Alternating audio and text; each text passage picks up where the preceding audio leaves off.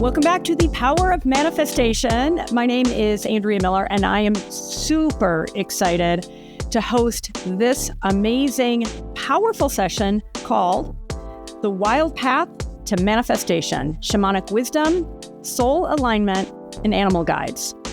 If you've ever felt the ache for something more, something ancient, something primal, and profoundly aligned, and who of us hasn't? This session is for you. We are joined by the incredible Alyson Charles Storey. Alyson is a leading shamanic guide, best-selling author of the Animal Power book and deck, and ceremonialist. She is devoted to reconnecting people to their true soul calling and divine power through global courses, talks, events, and sacred practices. She also has an incredible presence on social media. I love following her on Instagram, so definitely follow her. Alyson's Power Animal Shamanic Journey was named a top meditation to try by the Oprah magazine, and she's been called a leading shaman for expanding others into their full gifts and power, and a full-fledged guide into your psyche by Forbes. Alyson was the resident energy guru for the world's top wellness platform and shares ancient wisdoms in collaboration with a range of media outlets, including the New York Times, HBO, Nat Geo, and more. She's here today to guide us back to our own inner wildness, the part of us that remembers, that knows, and that dares to manifest the life our soul came here to live.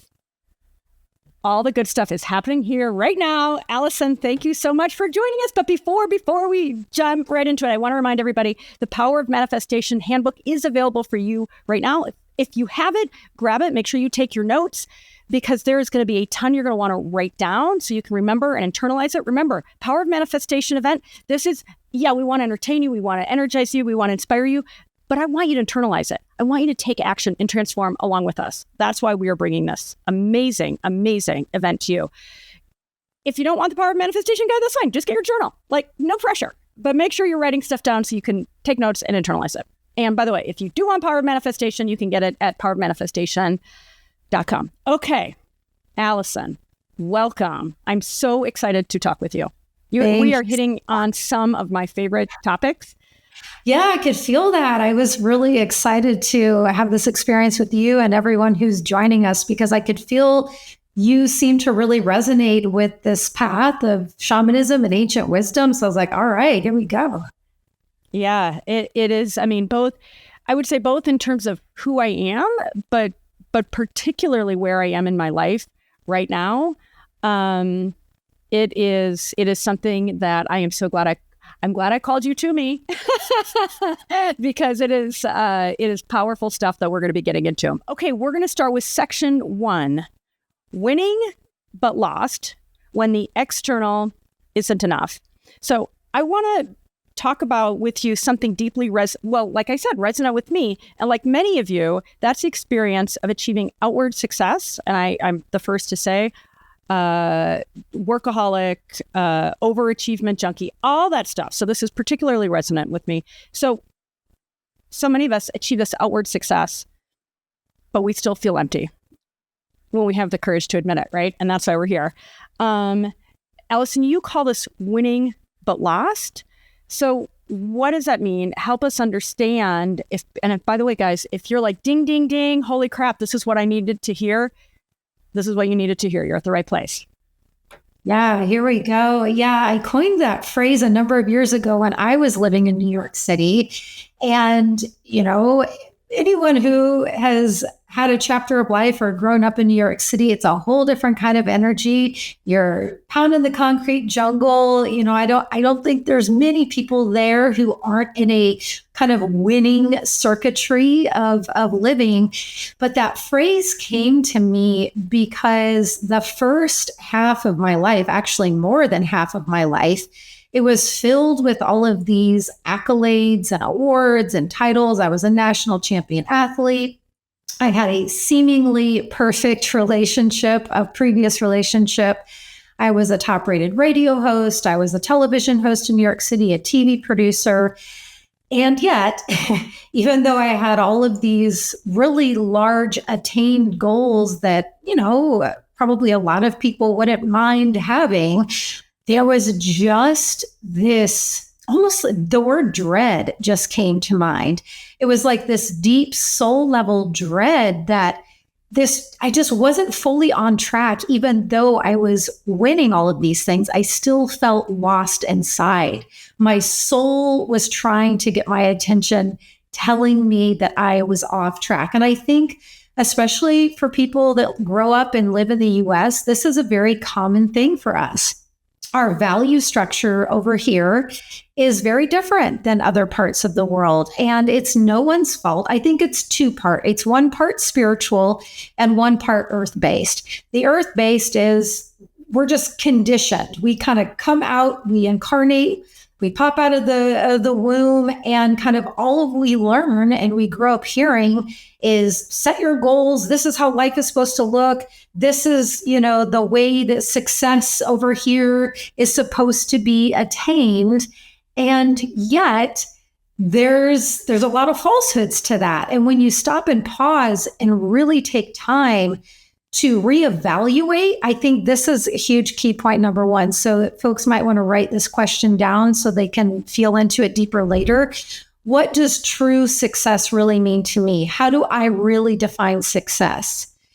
Yeah. And I think when you start to meditate on that, some answers might surprise you. It starts to veer you off into this different path. Now, the other spiritual side I want to touch on quickly is part of it is a bit by divine design, that we kind of get that spiritual amnesia when we incarnate here.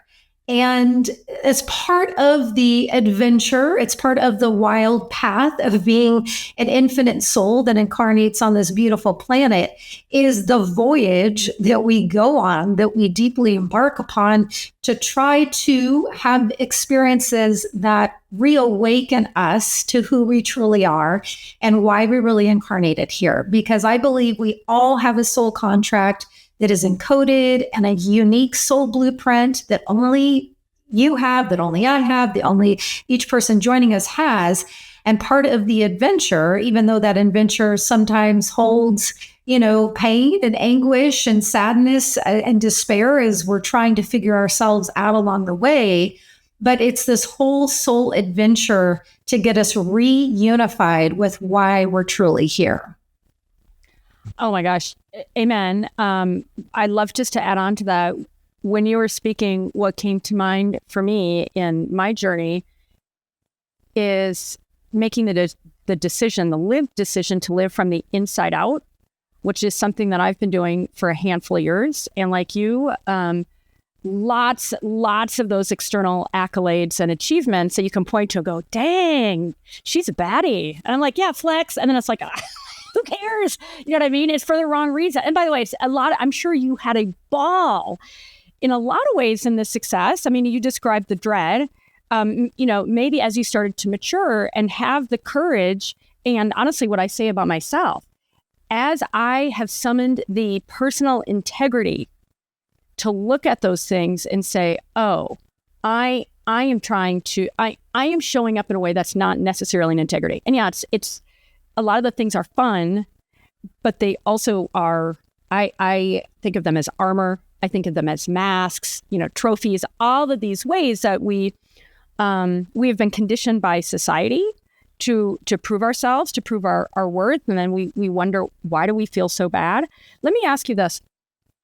Also, as you were speaking, it made me think, is this harder, particularly for women in a world that values masculine energy as much as it does, right? The driving, the achieving, making it happen, which was me forever. Now I'm like, oh, let me bask in the receiving.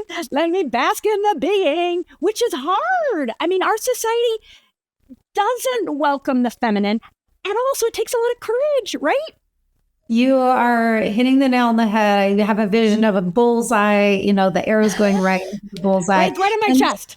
Yeah. I mean, this is truly one of the things one of the reasons why I know my soul is here is to help reorient us back to the true ancient power and wisdom of the divine feminine ways. And yes, traditionally, they're not the ones that, for millennia have been upheld and applauded, because the masculine, and of course, I'm wanting to apply some broader energies to this. I'm not saying it's always this way, but for the most part, the masculine energy is more of that external performance, that show. Whereas the divine feminine, it's more in the subtle realms, the energetic realms, the great mystery. We're the weavers in the divine web. And so we're we're doing all of this powerful, energetic work that literally births whole new worlds and unites the seen and the unseen realms. And it kind of doesn't get more powerful than that, yet traditionally that's not what is focused on, and that has not been what is championed. But conversations like this, the type of people who are joining us right now, we're all a part of creating a new narrative and helping to remind people where the true power is. And I will say briefly, that is the cave. And I'm not trying to get into point too quick, but that's go for it. We're in the flow. Go to the cave. I'm going with you. Like an animal. I'm not kidding. Like, you sit down and you're like, this is what we're going to do. We're going to do this. And boom, boom, boom, boom, boom. And then your energy, I'm like, yeah, we're going to do it. We're going to fucking do it. Oh my God, you're right. We're going to do it. The last 3 years, I was in a very deepest, darkest, what I call a cave portion of my life. And I'm emerging out of that. But what led me into that time was a deep call to see if my husband and I could birth a child. And so I had this very stark pivot. Like I said, I had been living in New York City for 14, 15 years. I had just signed my book contract, my book deal for Animal Power. And then this deepest call to see if I could get pregnant for the first time and birth a child for the first time came in, and talk about, pivoting from that external, more masculine drive to needing for the first time to learn what the feminine really is. I really had to stop. And thankfully, I was in a time in life different than when I was trying to make ends meet on my own in New York City. I now was with my husband, and so he could take on some of the things that I used to have to take on all by myself, which also can keep a woman in her masculine when she's living on her own and living in an expensive city and all of those things. It's hard to balance the urge to be in your hustle and the grind. Girl, let me just tell you, I lived in New York City for 19 years, Upper West Side. I moved to Colorado 6 years ago. But everything you're saying, I feel it in the every cell of my body. Such a grind, there to prove myself, there to make it happen. And it's real. Like that, the energy of it all is really exciting. And honestly, it brought me to my knees.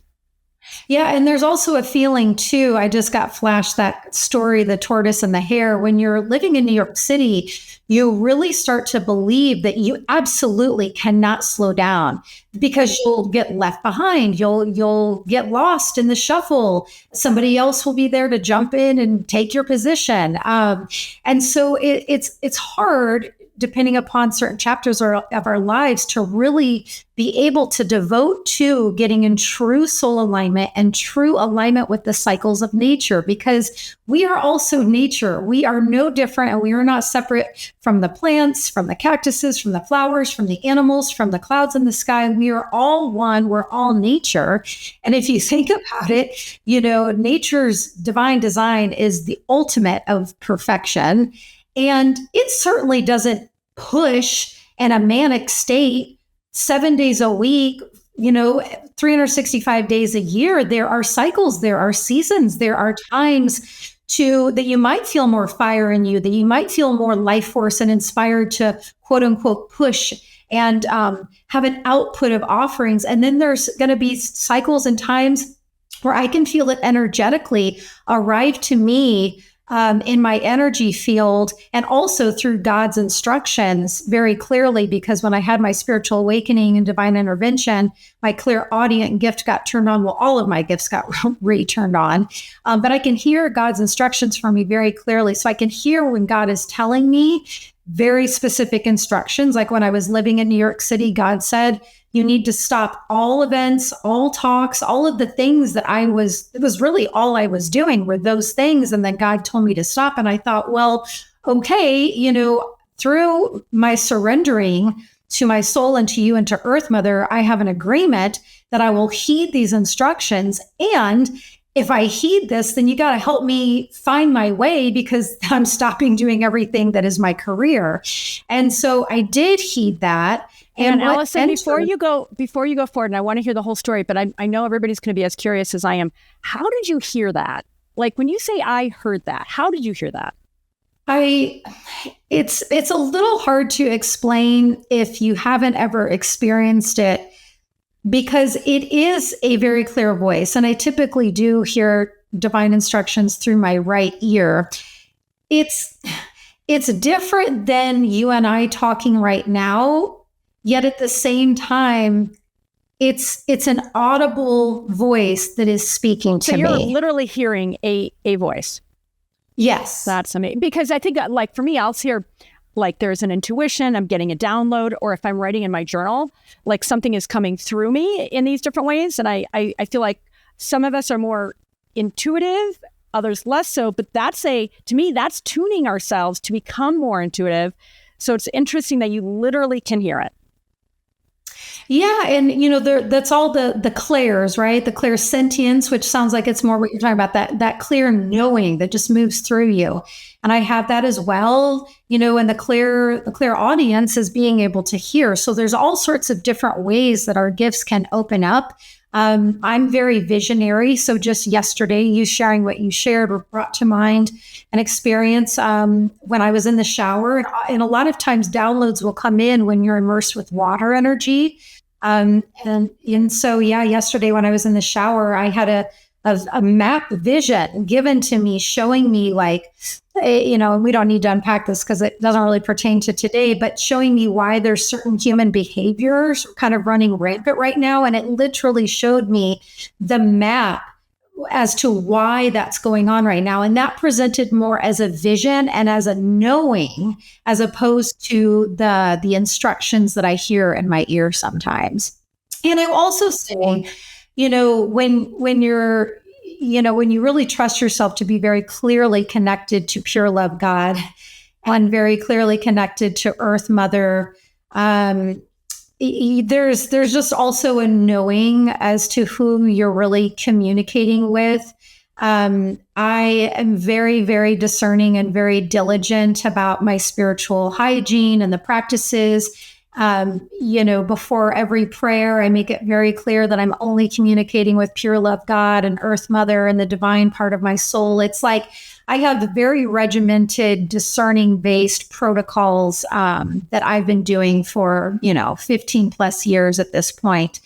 So when you hear God, it's a very loving presence, and it's not a voice that is scary. And I've also dealt with those voices, and that's probably a whole other conversation. So I very clearly know the difference. It's not Loki from the MCU. Okay, keeping it light for all of you who have teenagers, you know what I'm talking about. But okay, so thank you for that. And guys, I have to say, I mean, this kind of intuition, this kind of knowing, this kind of connecting, you call it, and having that intention so that you are communing with the pure love God.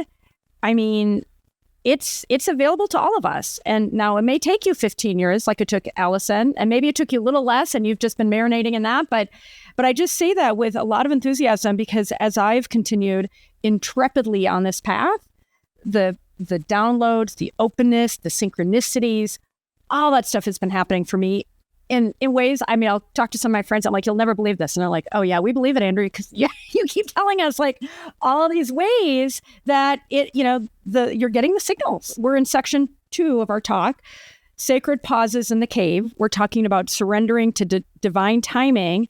And I added this, and if we're brave, to our souls and to the divine in us. So you got the download saying, you got to stop this stuff.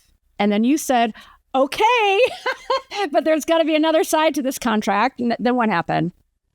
Right. Well, my spiritual awakening was a different story than this.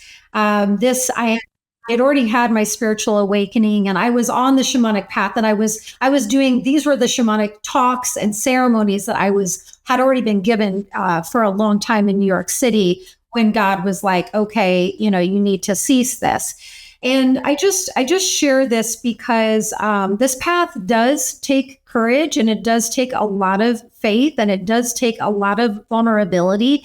And there have been so many humbling moments along this path for me, which I honestly think is a very important, vital ingredient and medicine part to walking the path, is staying down to earth and staying in humility. So yeah, this one was different. And I didn't know if I heeded this directive, what would open up for me and how I would make a living and how I would make money.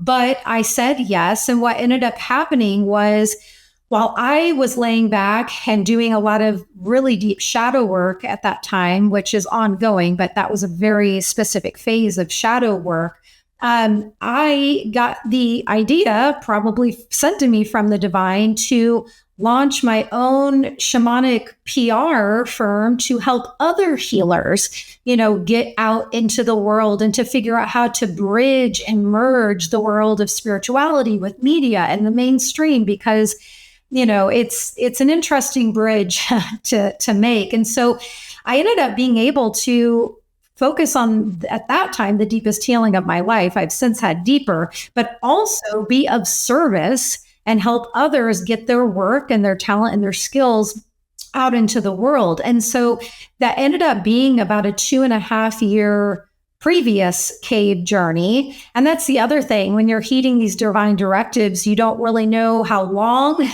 each one is going to take, and you don't really know what's going to open up. And that's why I say it requires a lot of trust and a lot of faith. And so that was that one. But the little button I'll share years before that, when I had the divine intervention and spiritual awakening, that was a rude awakening that helped me get out of a previous abusive relationship that I couldn't seem to pluck myself out of.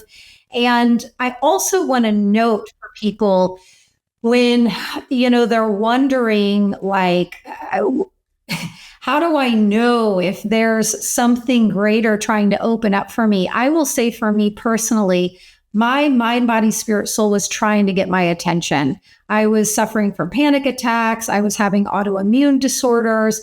There were things going on in my life that were trying to course correct me and trying to get me to listen to my soul more. I was just in denial and resistance. And then it ended up requiring this whole divine intervention that was quite staggering and pretty painful. And it doesn't always have to be that way. If you start to heed the ways that your own being is trying to get your attention, it doesn't need to require a divine intervention. So I just wanted to add that if you really get honest with yourself, usually when there's a big change and course correct wanting to happen in your life from that soul place, there are signs along the way. Yeah. And you talk a lot about surrender, which in my experience, it's like surrender comes in waves. And it's almost like this iterative process where it's like, okay, I'm surrendering a little bit more. And for somebody who has sought control like I have, like I know a lot of you do and have, this whole business of trust and surrender has been an iterative process for me. And it's like, the more I get better at trust and surrender, the deeper it becomes and the more things open up. In prepping for this, what came to mind, and especially since you just referenced it in your own, in a couple of those extremely challenging times for you personally, is this idea of the dark night of the soul. So for those of you who aren't familiar with this, it's a spiritual initiatory passage from Christian mysticism that feels like collapse, but it's actually a sacred recalibration. It strips away illusions so you can meet your true self and source, or the divine, directly. It is painful, yes, but it can also be be the beginning of a luminous, authentic life if you're willing to allow that. And in part, this resonates so much with me because, like you, I've had a succession of these. And honestly, I feel like I'm kind of going through one right now. And when I think about it as, I mean, it really is a purification. If you're willing, to your point, and to me, this is going into the cave. And guess what? You got to go into the cave alone. As much as I was joking, like, yeah, I'll go with you. Sorry, Alyson, I can't go with you. Right? No, it's absolutely correct. And this type of living, this type of hero's journey, this type of path is really all encompassing, and it brings you to the outer and then more outer stretches of the full spectrum of the earthly and human experience. And so I just preface that because, what I'm about to say might evoke like, oh my gosh, like, why would anyone want to do that? However, when you emerge from the cave, you emerge a different person. But let me backtrack. So yes, when you feel that you are being called to a deep sacred pause, or you can just tell there is an unhealed aspect of you, maybe it's a past trauma that happened, something that you've gone through that if you really get honest with yourself, you really haven't fully faced or tended to that pain that happened, you need to enter into this time, and it's going to bring up everything that you have been running from, hiding from, everything that whether consciously or unconsciously you have been suppressing. And it's understandable because when you enter into these times of silence and space and allowing the shadows and the darkness to rise up, which is what the cave periods do, it's understandable that when the deep part of you needs to enter here, there's probably also going to be another equal counterpart that tries to get you to not enter there. Oh, and definitely, because that's scary, going into the darkness, into the unknown. But let me just interject real quick, because you talk about the sacred pause, and you're talking about the metaphor of the cave, and particularly in a world that's addicted to performance, to productivity, to the perceptions of others. Right? So this is back to what you were talking about. You may be winning externally, but you're losing internally because you're not fulfilled. Right? And by the way, guys, if you got all that, then mwah, mwah, mwah. Good job. But for so many of us, it really, and we're on this hamster wheel, but I just want you to, society's expectations of us, all that stuff that we are subject to and honestly addicted to. I mean, for me, I was addicted to productivity. I was addicted to doing, and it brought me to my knees. Like, it really did. And on the other side has been, I say this a lot, almost every day I have bliss now, right? But I was willing to go into the cave. But I want you to talk about, so it makes sense to me, but give a little context, if you don't mind, to the cave and the sacred pause, just so we're all on the same page here. Yeah, it's going to look and feel and function differently for everyone. Some people's cave chapters might only be, 2 to 4 weeks. Mine tend to be a bit more on what some might feel an extreme side. Mine tend to run like 2.5 to 3 years, which I know might sound, hard to believe. But yeah, every person's is going to look very differently. And it's a commitment. It's a commitment between yourself and whoever you believe in. For me, it's Pure Love God and Earth Mother. Those are my main points of contact, and who I heal and commune with, but whatever verbiage and works for you. But there's a commitment to hold the line and to commit to deciphering and taking every step that you need to get to the very back end root of whatever that past trauma is, whatever that distorted behavior is, whatever that thing is that is inhibiting you from reaching more of your wholeness, that's inhibiting you from, being more of service, from truly living what your soul wants you to live. there are going to be these aspects of us, these parts of us that, of course, we give unconditional love and compassion to. We do not shame them. They've been shamed enough, which is why they've been suppressed and you've been hiding from them. So we welcome them, we face them with love and with compassion.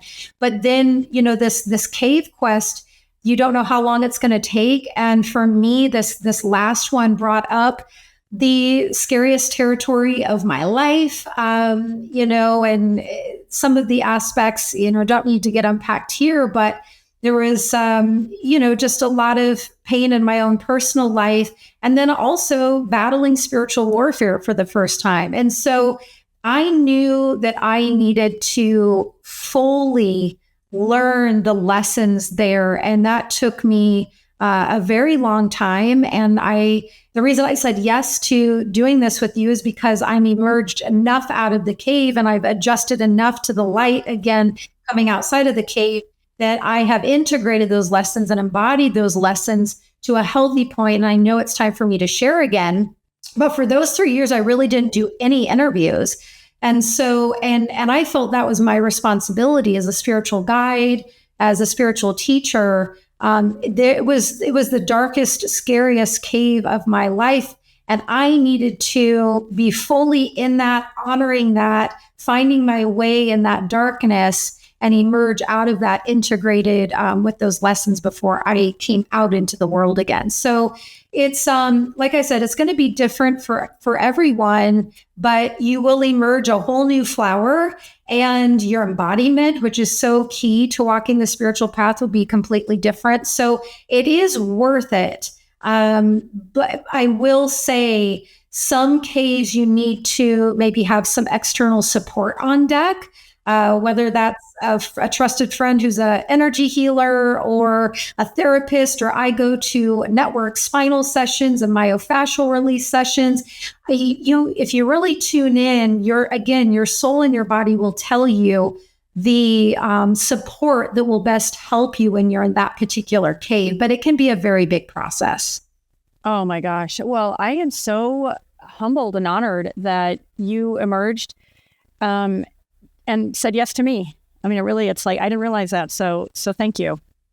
Yeah. I felt a true call. Speaking of these callings, there was something in that invitation where I felt a deep and clear yes. So thank you for that. That's really, really cool.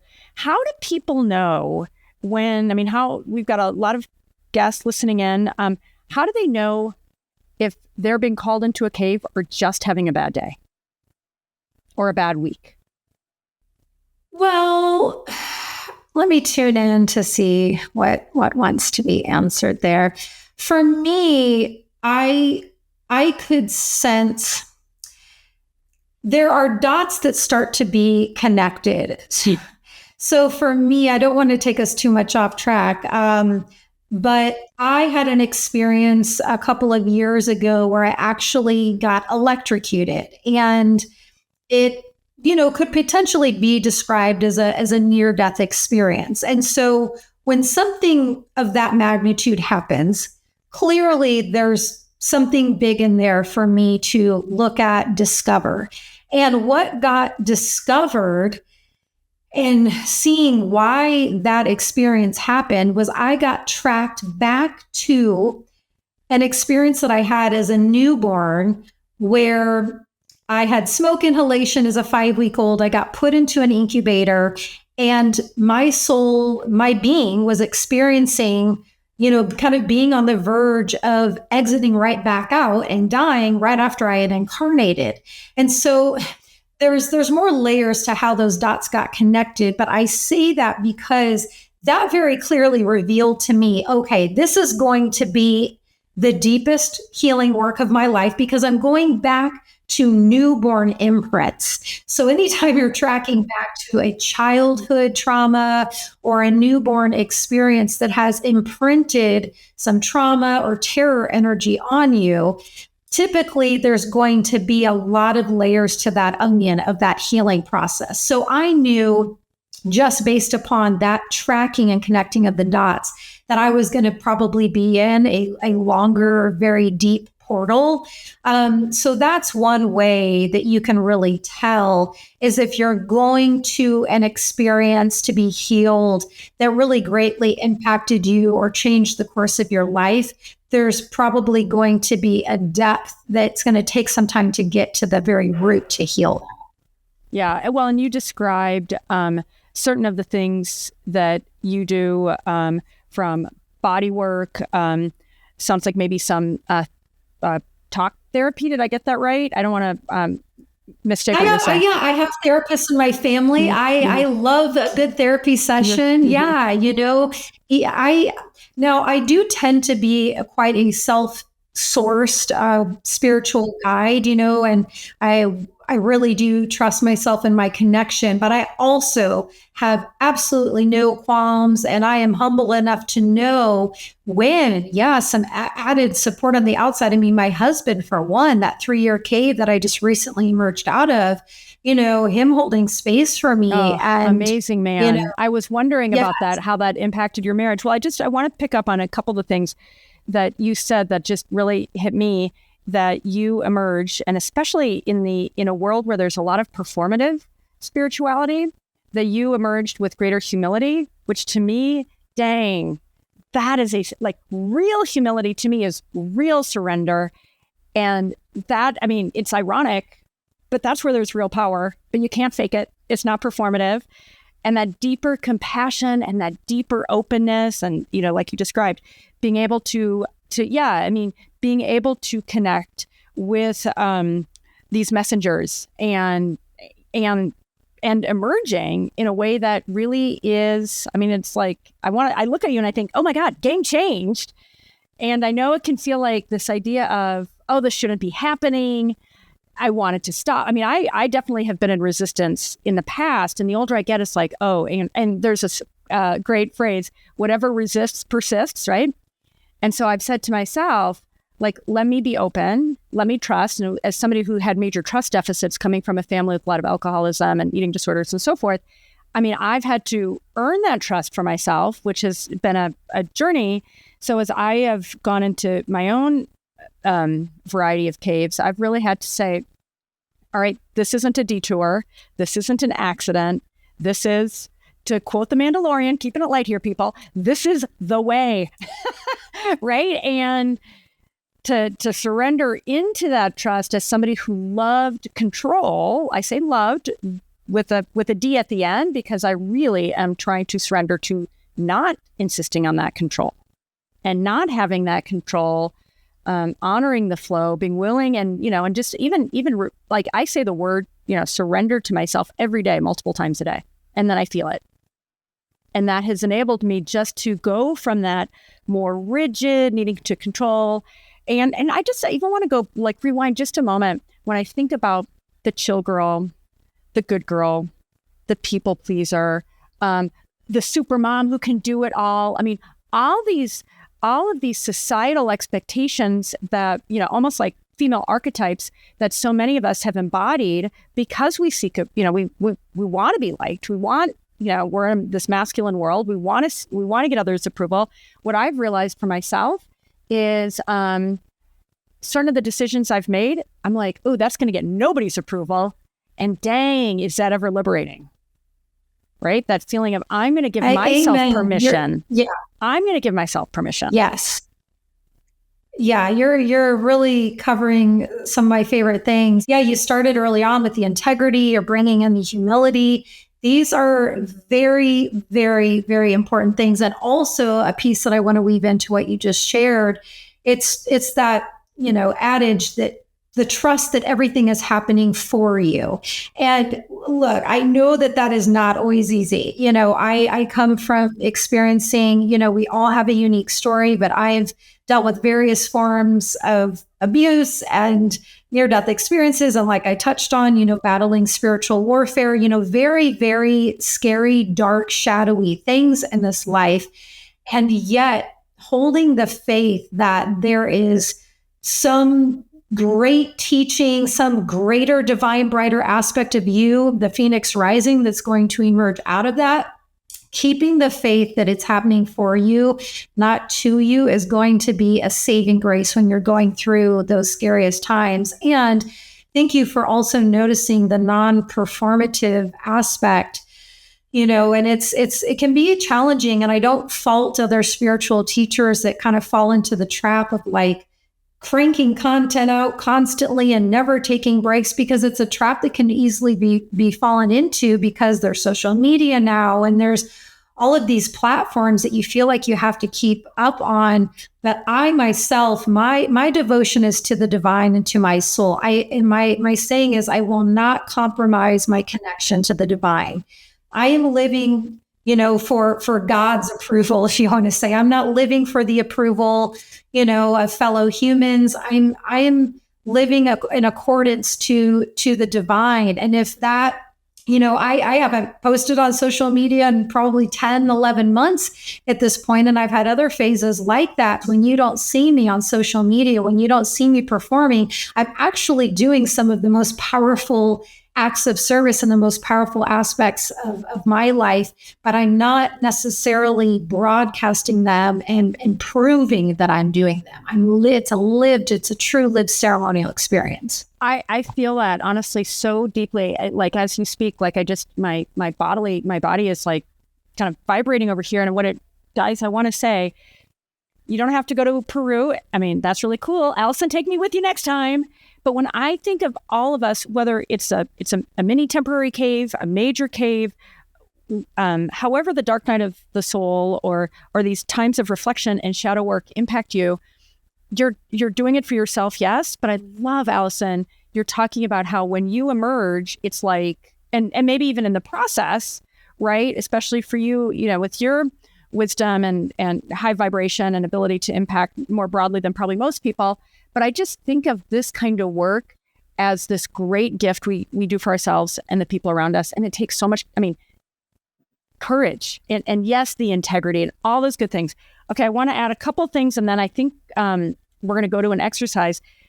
When you're talking about this whole business, how it takes trust that these setbacks, setbacks in air quotes, right? These things that can be so hard for us and so scary.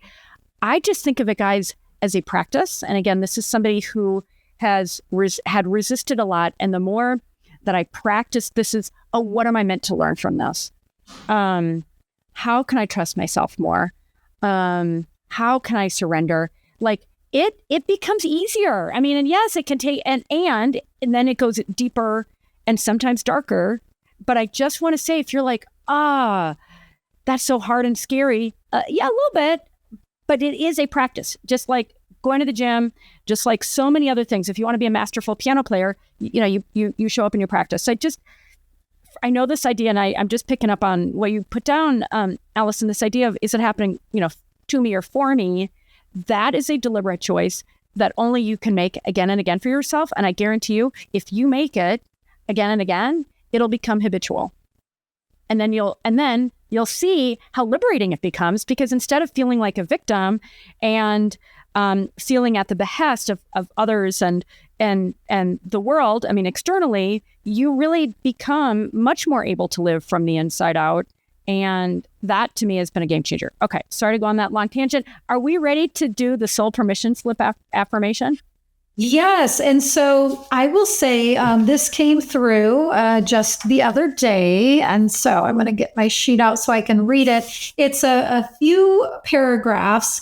And I want to set the tone by just sharing that this soul permission slip statement will begin to allow you to get into a healthier, more thriving and robust connection with your own soul, the pulsings and the urgings and communications between your human self and your soul.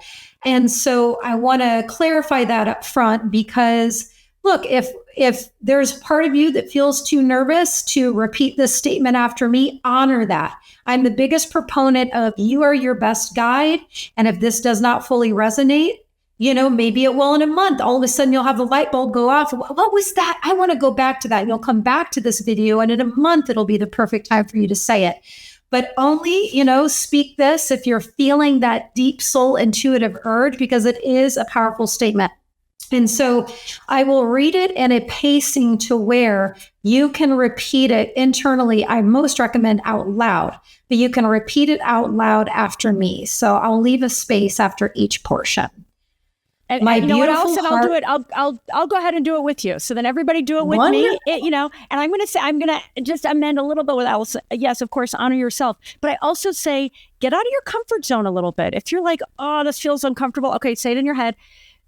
Say it with me. I mean, this is your life, people, right? Like, this is a time to be bold and to take action. So, Alyson, I'm all ears. Let's go. I love that. Okay, here we go. This is our soul permission slip statement. My beautiful heart and soul.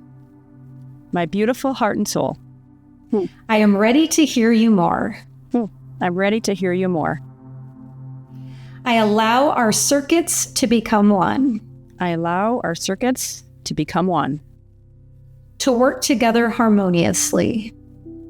To work together harmoniously. To trust in these wisdoms shared. To trust in these wisdoms shared. My bright, powerful soul. My bright, powerful soul. If you have ever felt dismissed or ignored by me, I apologize. Whoa. If you ever have felt dismissed or ignored by me, I apologize. I am ready to open to the idea that you are my highest, greatest good,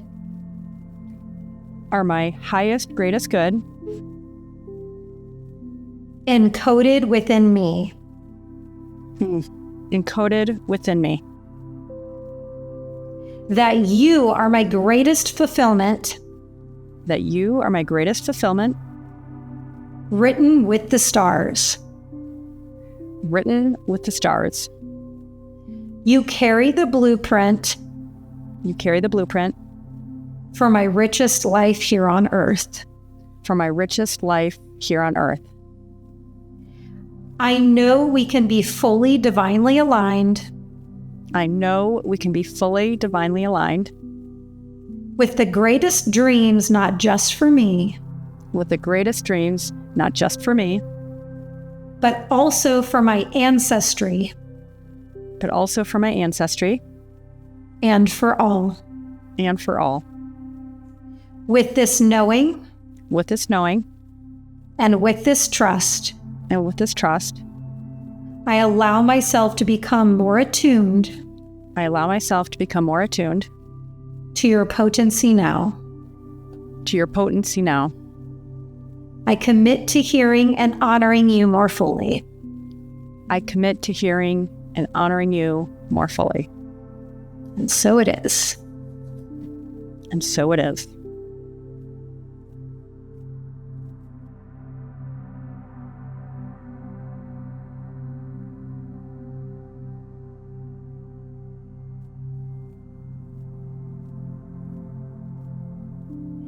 It's a big statement. And I will share for everyone joining us. I could feel you feeling it. And what's going to be most important now moving forward is we all now have the responsibility of heeding the pulses and the communications that our soul will absolutely inevitably be giving to us more clearly, because we have now invited our soul in to unify with it. And so now it does become our responsibility, it becomes our divine duty to listen and to heed what our soul is urging us to do, because we have given this commitment to our soul. I mean, honestly, what can I say but amen? I feel it so deeply, and it is a privilege.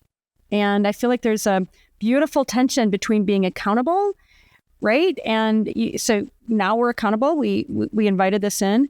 And then to have the honor of being able to answer the call, right? As scary as it can feel.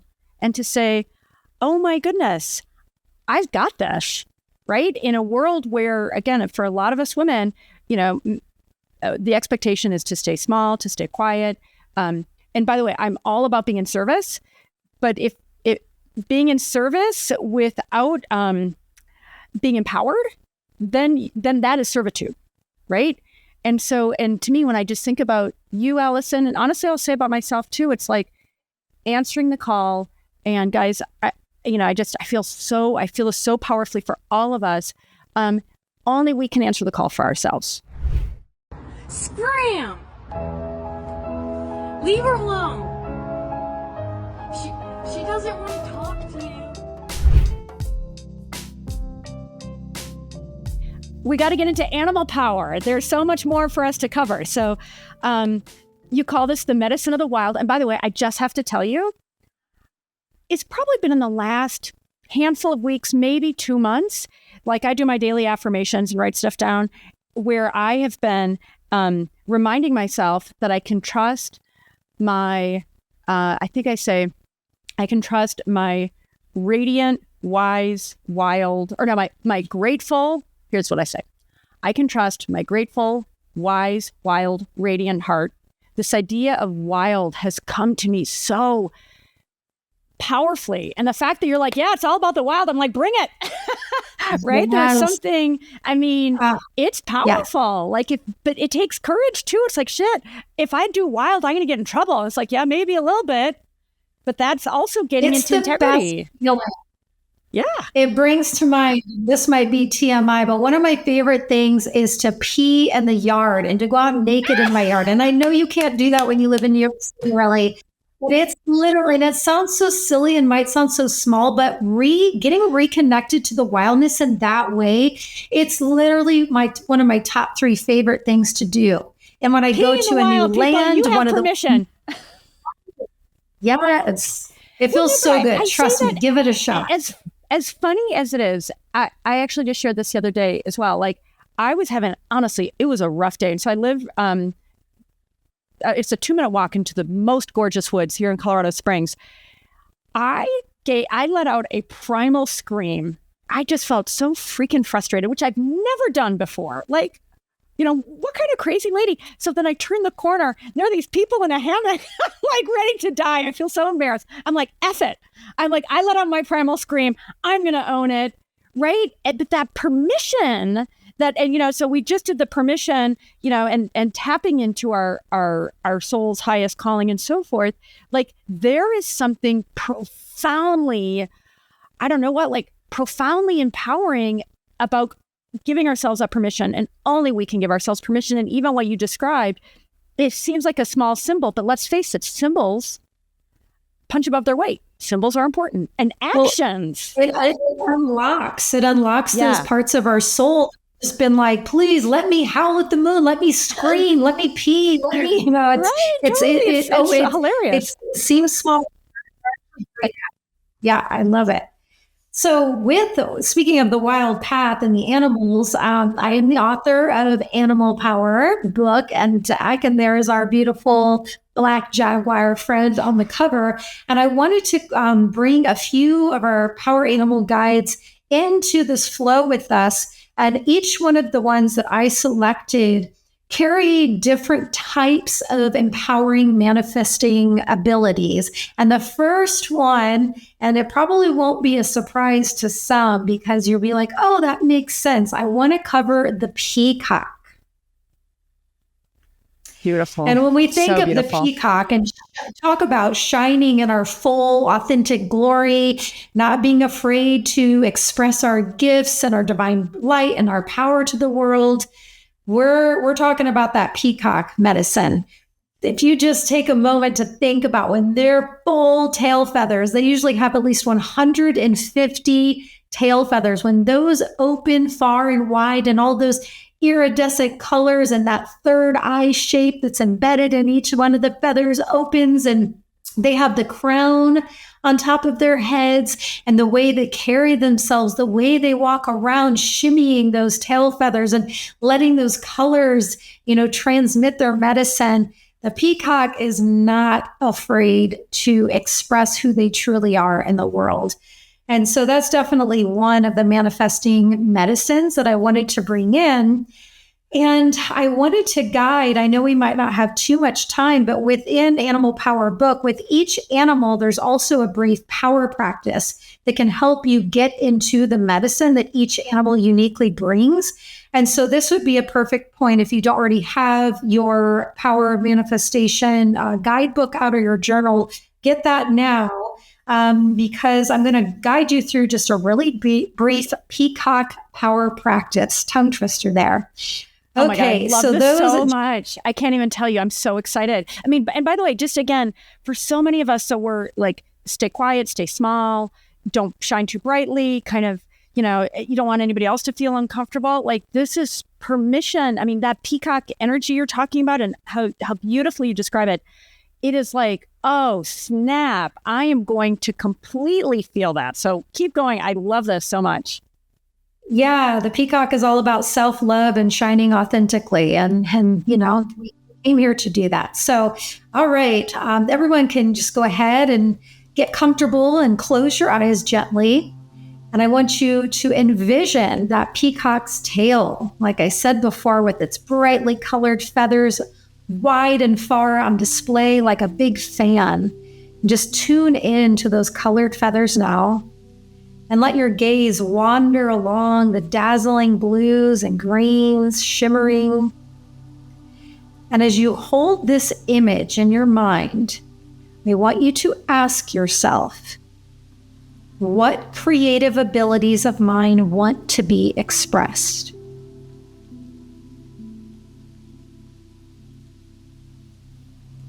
And just allow that first answer to emerge. What creative abilities of mine want to be expressed? And I want you to ask yourself, how can I share my true colors with the world? Your true colors, the true soul colors, how can you share those with the world?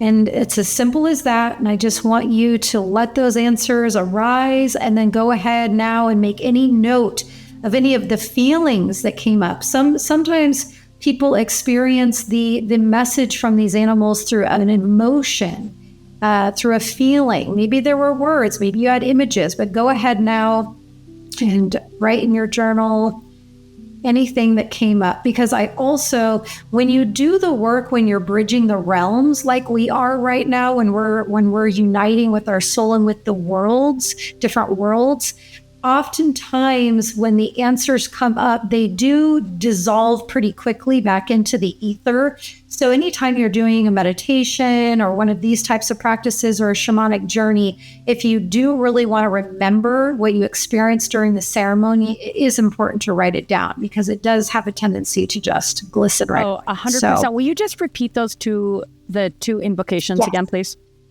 What creative abilities of mine want to be expressed? Okay. And hang on. Actually, let everybody. If for people who just need a little more time, what creative? Because I was feeling it and I didn't write it down. So, what creative abilities? Say it again, please. What creative abilities of mine want to be expressed? And how can I share my true colors with the world? Wonderful.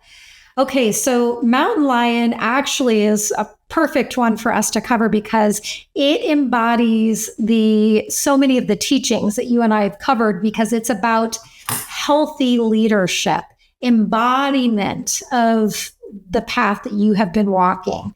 And so it's going to be a really, really powerful one. If you're wanting to manifest and actualize really big goals, you want to know how to call mountain lion in. Also within the book, there are energy medicine messages. And so let's see, I'll read a couple from Mountain Lion. I remind you that the greatest form of leadership comes from the heart and personal embodiment of the teachings you are sharing. Strong leadership does not come from force.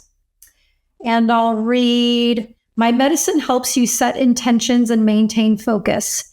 Take time now to get clear on where you're heading and why, and how you want to feel when you get there. So you're probably starting to get the idea of what the mountain lion medicine is all about. And so we'll do one more brief power practice that pertains to mountain lion. So you can go ahead and get settled and gently close your eyes again. And we call upon our sacred mountain lion friend to enter to work with us for this exercise. And begin to connect deeply with your breath. Just allow yourself to begin to feel mountain lion's energetic presence coming in.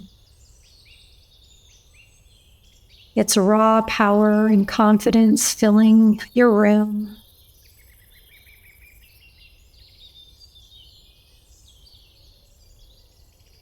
Once you feel mountain lion's energetic presence, you can speak this following phrase out loud.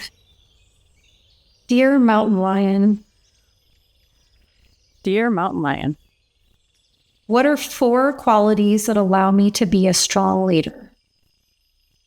What are 4 qualities that allow me to be a strong leader? And just stay in this space. Stay connected to your heart and to mountain lion, and just allow these qualities of leadership that live within you to reveal themselves. Dear mountain lion, what are the 4 qualities that allow me to be a strong leader? Just let them come up.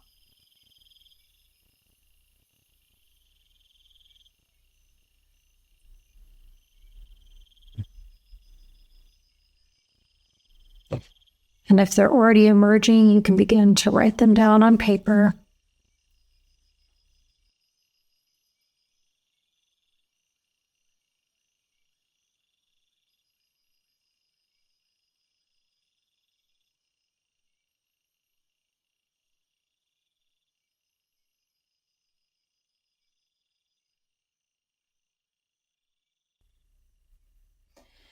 And hopefully there's at least one in those 4 that surprised you. And you thought, I haven't thought about that ever or in a long time. Or I forgot that's actually one of my strengths. Maybe there's just a reemergence of an aspect of you that's revealing.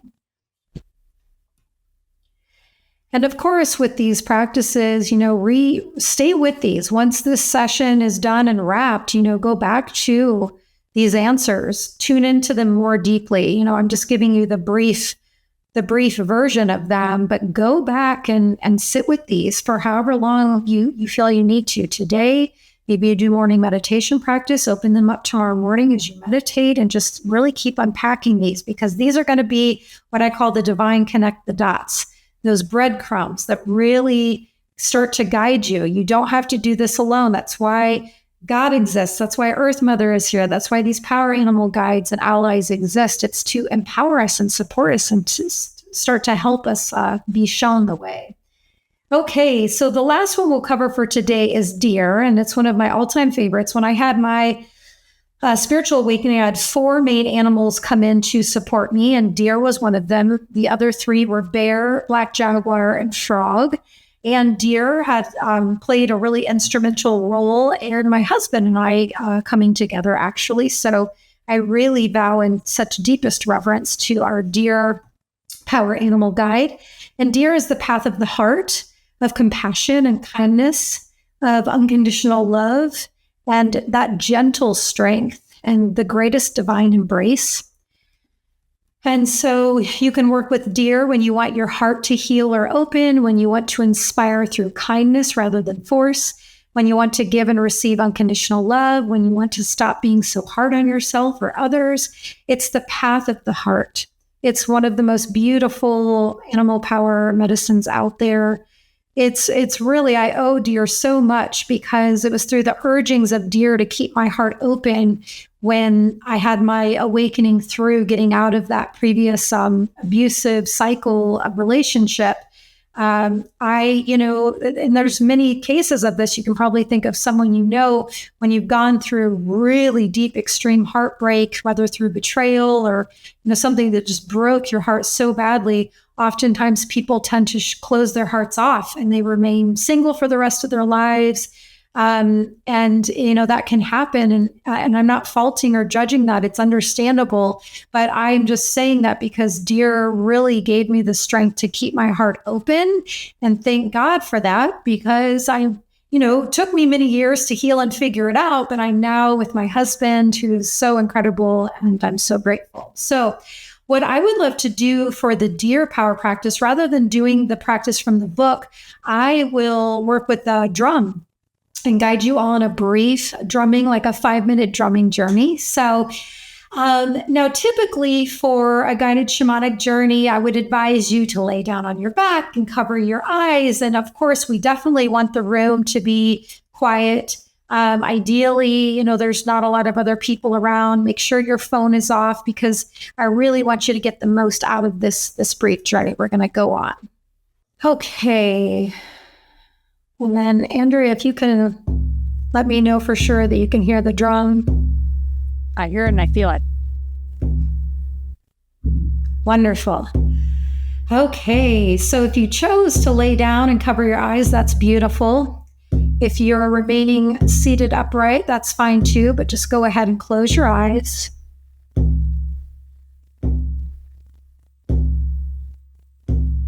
Just allow your body to soften. Let your shoulders release from your neck. Unclench your jaw. Let your face soften. Let your stomach expand and soften.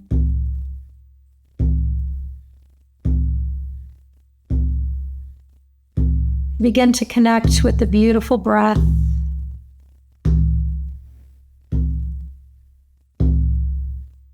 Just feeling the air flowing in and out.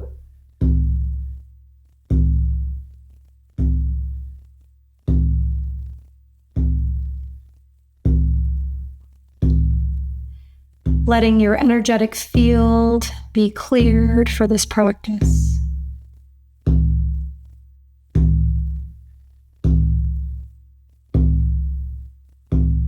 And staying connected with your breath.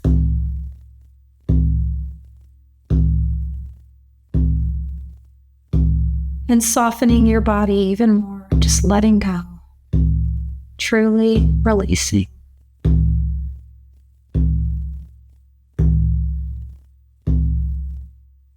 And begin to connect more fully with the beat of the drum, the heartbeat of our soul.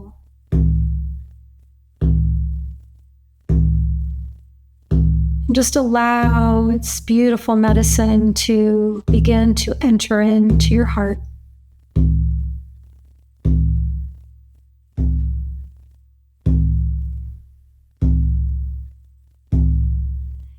We just allow this drum to begin its healing right away.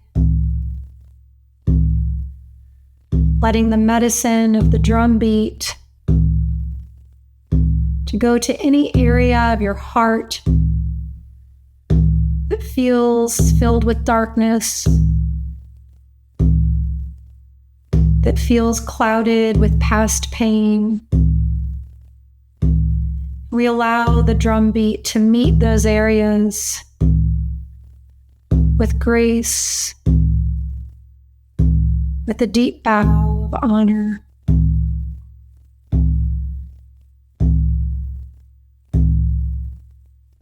We allow those areas to just gently start to open,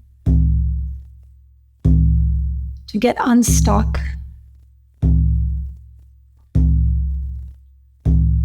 Maybe that dark corner of your heart begins to turn a softer shade of gray, begins to open up and waft away like smoke.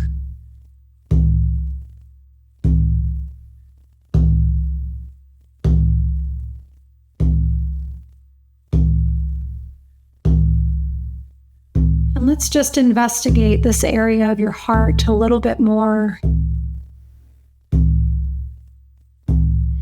and ask your heart if there's an old pain that wants to be acknowledged from a past experience.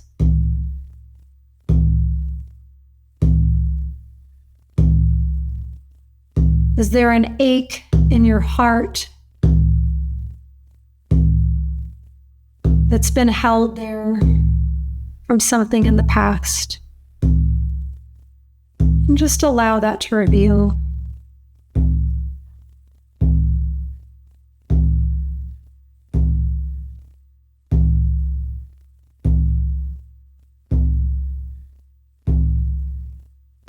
And you can ask this pain, this area of your heart, this experience, give it a voice and ask it, what do you want me to know?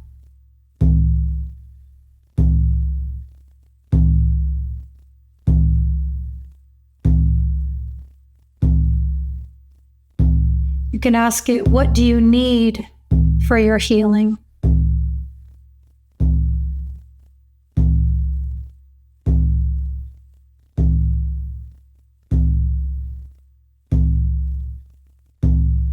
Just begin to send what it needs to that area of your heart now.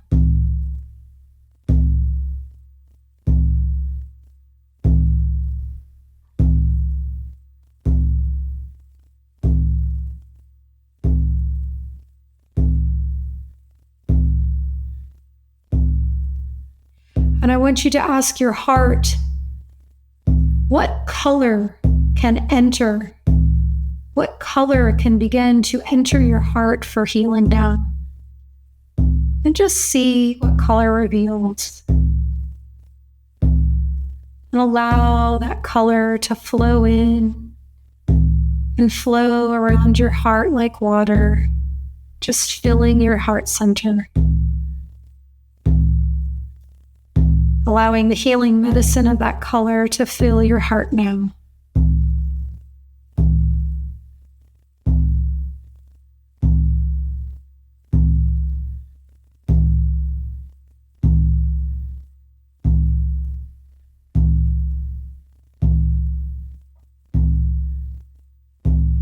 And thank your heart for revealing this message to you.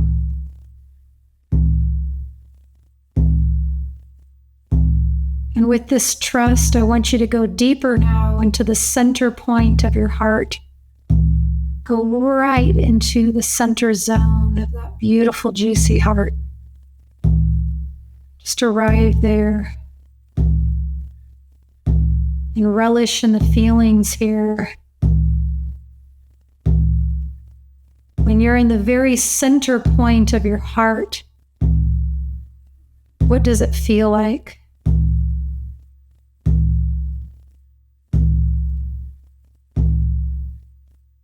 Just bask in that for a moment.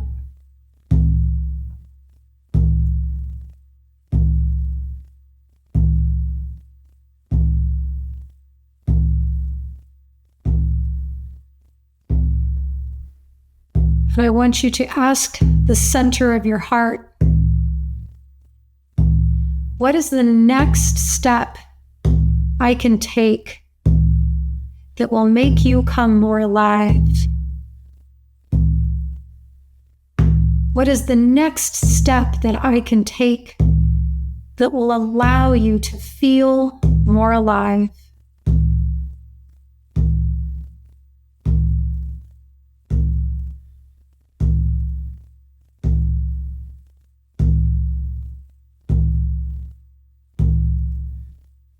Just trusting the guidance coming in.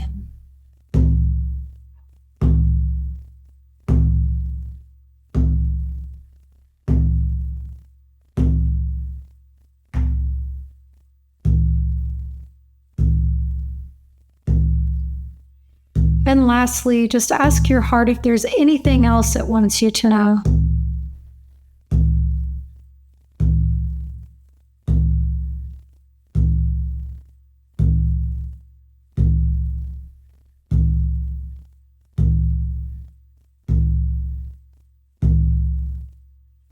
Go ahead and give a big, deep bow to your heart. Thank it for its wisdom. Thank it for its power and presence.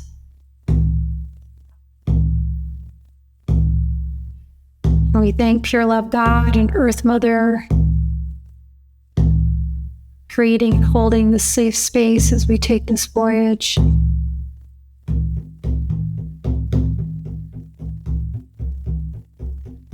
And just return back more now to your physical body, connecting more to your breath, arriving back more now to this present moment, feeling the seat beneath you, returning again to the energy in the room. And we call all divine power and parts back to you now to serve your highest, greatest good here on earth. Arriving fully back to the center line of your physical vessel now. Fully returned to your physical body, your sacred vessel now.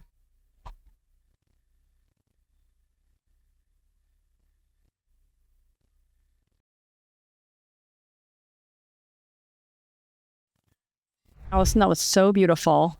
I felt that so deeply. Guys, how much do you love that? Let's Amazon.com. We need that drum. I mean, it's like, oh, I've always loved percussion. I know a lot of us have. Just what you feel and your guidance in that was just awesome. Thank you. I haven't had that kind of experience before, and it was really cool. Unexpected in a lot of ways. I'm so. Oh, good. Did you have an intriguing awareness or anything come through for you? Oh, totally. And, and I'm keeping it real, everybody. I can't remember what the question was. I think it was like your second to last question. And you were like, what is the next step I can take now? And if I'm being honest, the thought was, I don't know. And then the next thought was, I still don't know. And I was like, Andrea, just be quiet. And then it was, yes, it is allow. It's allow and receive. And to me, when I think of a step to be, and back to so much of our conversation, it's a choice to surrender. It's a choice to get into that feminine energy. It's a choice to receive. And that's not especially natural to me, because my modus operandi had for the longest time been to do, and I still do, right? I mean, in the world of manifestation, you got to take aligned action, right? We know that. But what came through when I allowed myself to say, I don't know, and sit with it and not get agitated, it was like, just allow. And I was like, yes, that is the answer I needed. Oh, that's so gorgeous. I love that. Thanks for sharing. Mine, and they can also be very simple. Mine was to fly a kite. Super unexpected.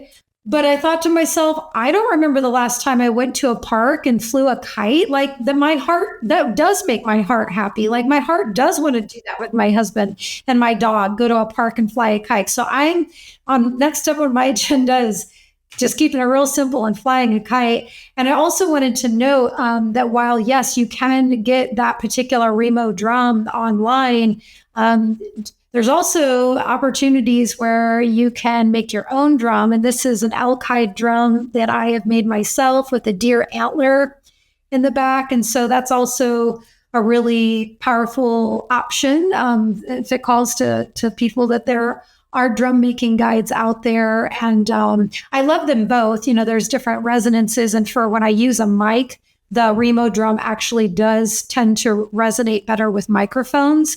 But there's a whole different medicine that transmits when you're utilizing a drum that you made yourself. Oh my gosh. Alyson, your next, if you don't already have this course, I think your next course needs to be making a drum. And I want to be the first person to sign up. Amazing. That's great. Really I've cool. thought about Yeah, no, it's really cool. Wow. At the top of my notes, it says, guys, you're going to love this. Secret bonus tip: being a born again virgin may not be a bad idea after all. What? Where did that even come from? We are ending in a totally different direction than where you thought this was going, people. So I'm gonna let you just you know I don't even need to ask the questions. You know what to say.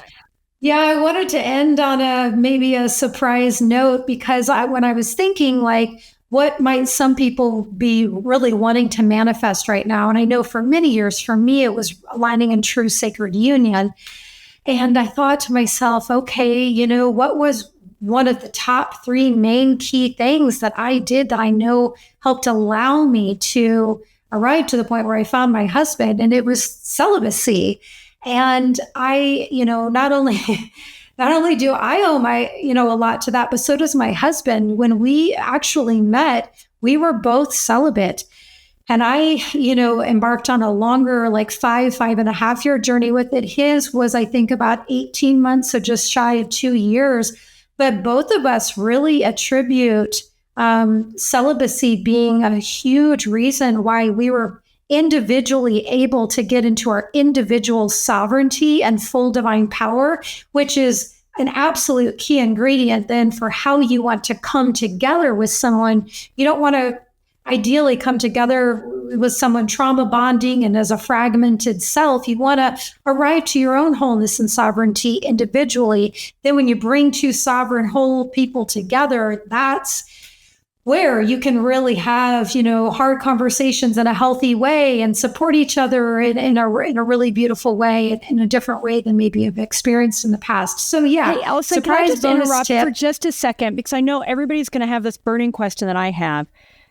I think a lot of us have been in a quote unquote dry patch where we haven't had sex, right? For whatever reason. So it sounds like you're saying this was celibacy by choice. Right? It's not a dry patch. And if that's accurate, what does this mean for self-pleasure? Oh, well, I love these questions. So yes, Luke and I both consciously chose to enter into celibacy. And no the sex. Second, no sex with somebody else. No sex with a partner. That's what I'm about to answer. Okay. His celibacy looked very different than mine. So his was a bit more strict. His included no flirting, no dates, no women over to his house, no porn, no sex. I mean, like, his had a lot of regulations and stipulations. With mine, there was still self-pleasuring, but I would not allow anyone to enter my sacred vessel for all of those years.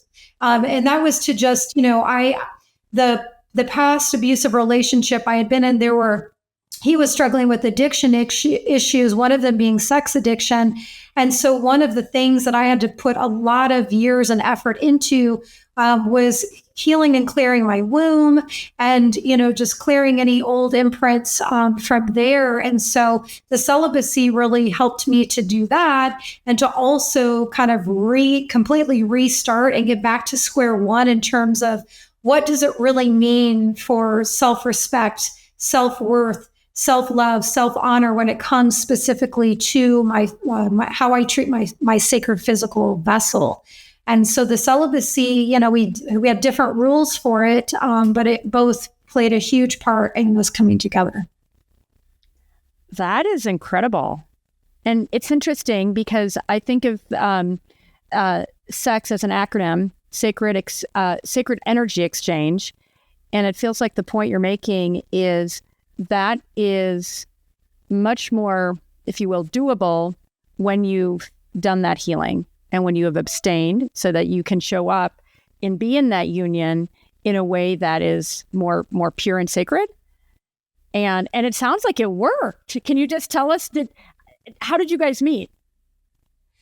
Well, interestingly, we were both giving a talk at a consciousness summit in New York City. He was living in LA at the time, but we were both giving talks at that event. And he reached out for me to be on his podcast called The Lifestylist. And so our very first meeting is actually recorded, which is pretty cool that we can, go back and listen to that first conversation. And it's funny because I then had him on my show that I filmed in Los Angeles. And we would ask each other questions about, like, the other celibacy and what are you looking for in a partner? And so it's funny to look back in hindsight. But that's how we met, was through us doing similar work and giving talks. It sounds like amazing manifestation. Okay, last question. What do you recommend, or do you recommend the minimum amount of time if somebody is choosing celibacy to get the kind of impact that you think is useful? Yeah, I mean, I think it can really, vary. There's just so many, different factors involved, but the amount of time that's ringing in my ear is a year, at least a year. It takes some time to really reset. For me, I needed to learn how to trust myself again. I needed to learn that I could trust myself in selecting a partner and other ways of trusting. And that takes time. And if you're going to do it, you want to do it right, and you want to really devote to it and not shortchange such a powerful, potent experience. So I would say, I would recommend a year. I know there's other people that have gotten a lot out of a 6-month break. And I know there's a lot of celebrities that have done it too, and have gained a lot from it spiritually. I know Lenny Kravitz, he did 9 years. That's a very long time. Lenny Kravitz went 9 years? 9 years. So that's one of the longest ones that I've heard. But yeah, there's a lot of people that have gotten a lot of spiritual gifts. I believe Andrew Garfield, the actor, he said that a lot of spiritual gifts came online for him in his celibate time. He did it for a role. But yeah, so there's a lot of different reasons that people can choose to do it, but there is a lot of magic held in celibacy. Wow. It's so interesting because I haven't heard this, so I'm having my mind blown a little bit right now, because I also think about the how sex and sexual intimacy is so sacred in so many traditions, right? So it's amazing that both can be true. And it's almost like the choice of celibacy, a deliberate one, leading back to an even maybe more sacred sexual experience. And I just really, just a big thank you, talking about your own abusive relationship. I don't know if there was sexual abuse or not, but I mean, 1 out of 5 women are going to be or 1 out of 4 women are going to be sexually abused, right? And so many women have had sexually traumatic experiences. So this as a path to restore trust and safety, it feels like that's probably something that is now available to more of you, to more of us.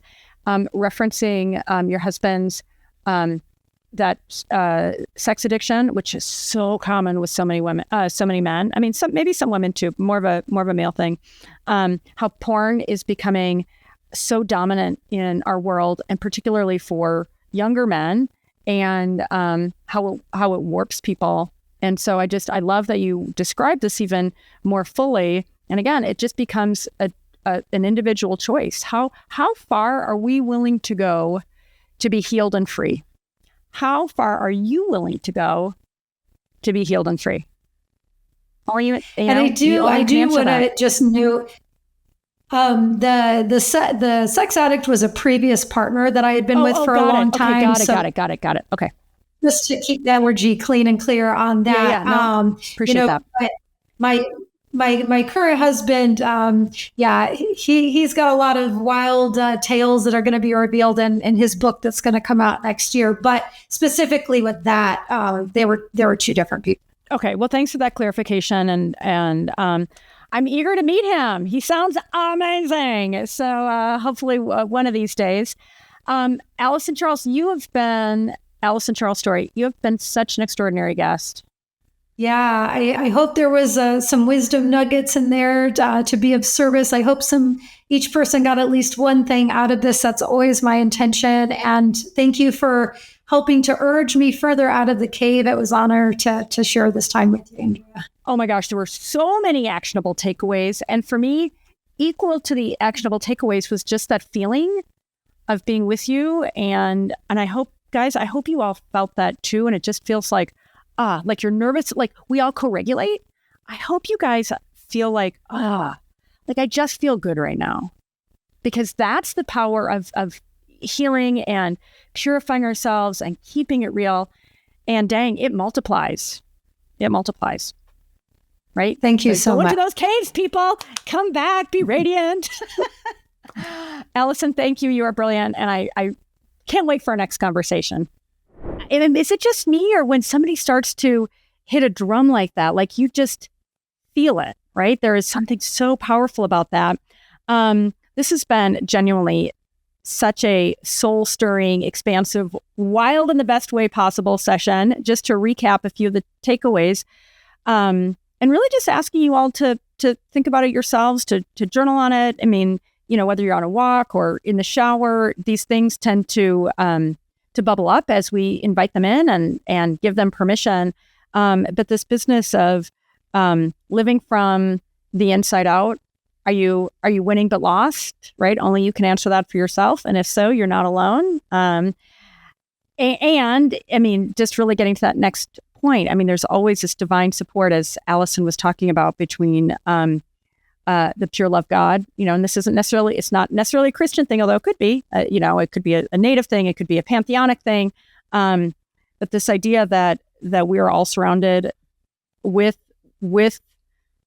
wisdom and guides. And if we are open to that, and as she described, even Mother Earth, which I just think is so beautiful, power animals, I mean, there's love and guidance for all of us. And then finally getting into the sacred pauses, going into the cave, and maybe even going into celibacy, and certainly surrender as techniques to heal and become more whole, more pure, so that you can get to a place of greater joyfulness, greater bliss, greater connectivity.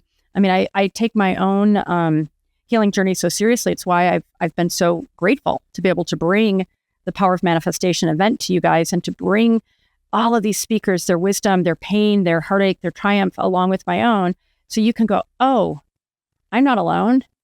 And it's just a choice to take the next step toward alignment, and knowing that it's not typically a linear path, you guys, right? And that can feel exciting and a little bit nerve-wracking at times, because there may be a cave in your way, but it's not it's not in the way. It is these seeming setbacks and challenges and unexpected experiences that can feel even overwhelming at times in my own experience, and certainly Alyson's and so many of our other guests. These dark night of the soul experiences have been the portal, and I use that word really deliberately, the portal to freedom, the portal to transformation. So thanks for hanging with us. If you want to learn more about Alyson, you can find her at AlysonCharles.com. That's ALYSON. On Instagram, she's amazing. I know she hasn't been posting for a while, but hopefully now that she's out of the cave and back in action, you'll find her at I am Alyson Charles on Instagram. She has the Animal Power book and deck. Oh my God, I love that. I've never done anything like that before. That was so cool. And then finally, she has a free offering at AlysonCharles.com/animalpower. If you want to immerse in a drumming journey to meet your current animal power, you can just put YourTango or Power of Manifestation in the receipt section, so you can get even more from Alyson Charles. And with that, thank you so very much for tuning in with Alyson and me in this amazing session. And I look forward to seeing you in the next session of Power of Manifestation. Mwah.